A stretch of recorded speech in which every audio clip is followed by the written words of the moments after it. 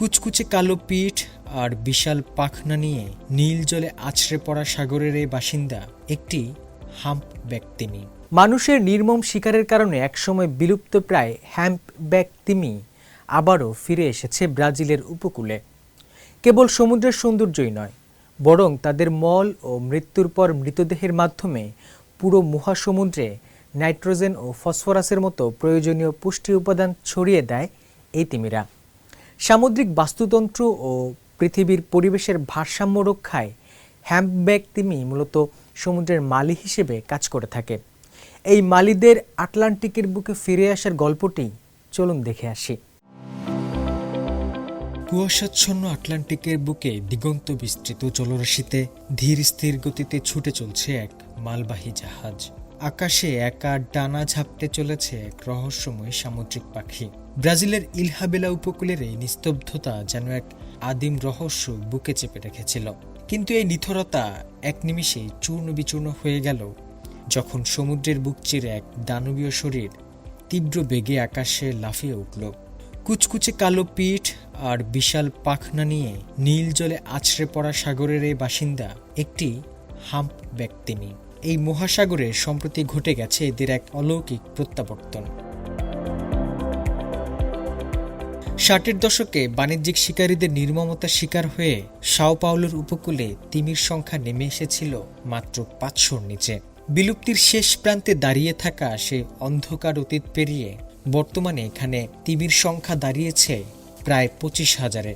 কিন্তু সমুদ্রের নিচে তাদের এই ফিরে আসা কি শুধুই কোনো কাকতালীয় ঘটনা?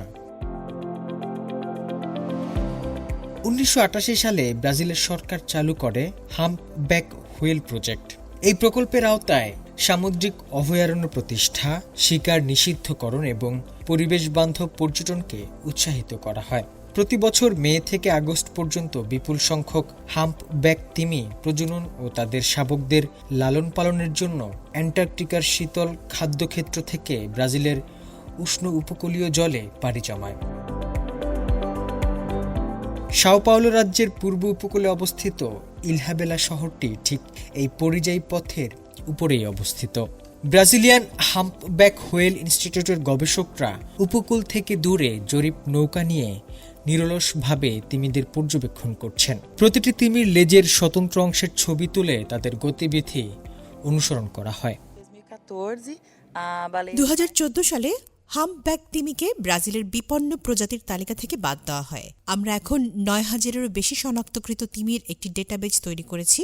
আগে কোনো তিমিকে অন্য কোথাও দেখা গেছে কিনা তা নির্ধারণ করতে আমরা চোখে দেখে কম্পিউটারের স্ক্রিনে লেজের ছবি মেলাতাম। এখন আমরা কেবল হ্যাপি হুইল প্ল্যাটফর্মে ছবি আপলোড করি, যা কৃত্রিম বুদ্ধিমত্তা ব্যবহার করে লেজের অনন্য আকৃতি এবং রঙের বিন্যাস স্বয়ংক্রিয়ভাবে মিলিয়ে নেয়। একই সময়ে আরও অনেক তৃণমূল সংগঠন এই সংরক্ষণ উদ্যোগে যোগ দেয়। 2024 সালে প্রতিষ্ঠিত ইলহাবেলা গ্রিন ব্লু কনজারভেশন সেন্টার বৈজ্ঞানিক পর্যবেক্ষণ, জনসচেতনতা এবং তরুণ বিজ্ঞানীদের জন্য গবেষণা প্রশিক্ষণের মাধ্যমে সামুদ্রিক জীবন রক্ষায় গুরুত্বপূর্ণ ভূমিকা রাখছে।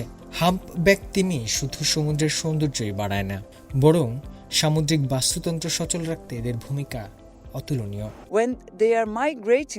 যখন তারা পরিযায়ী হয় তখন তারা জলাশয়ে আবদ্ধ থাকা শক্তিকে সঙ্গে নিয়ে এই দীর্ঘ চলাচলের মাধ্যমে পুরো সমুদ্রে ছড়িয়ে দিতে শুরু করে। তাদের মলয় হল ফাইটোপ্ল্যাঙ্কটনের জন্য প্রধান পুষ্টি, কারণ এতে প্রচুর নাইট্রোজেন ও ফসফরাস থাকে।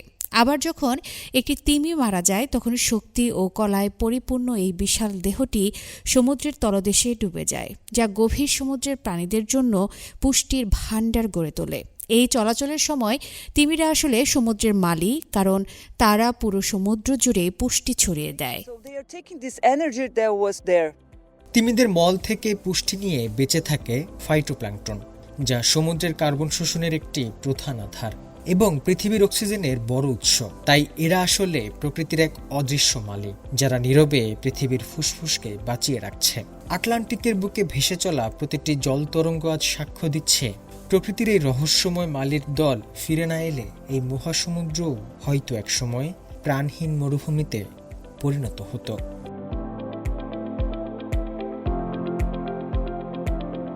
হোসনে মোবারক সৌরভ, সিএমজি বাংলা।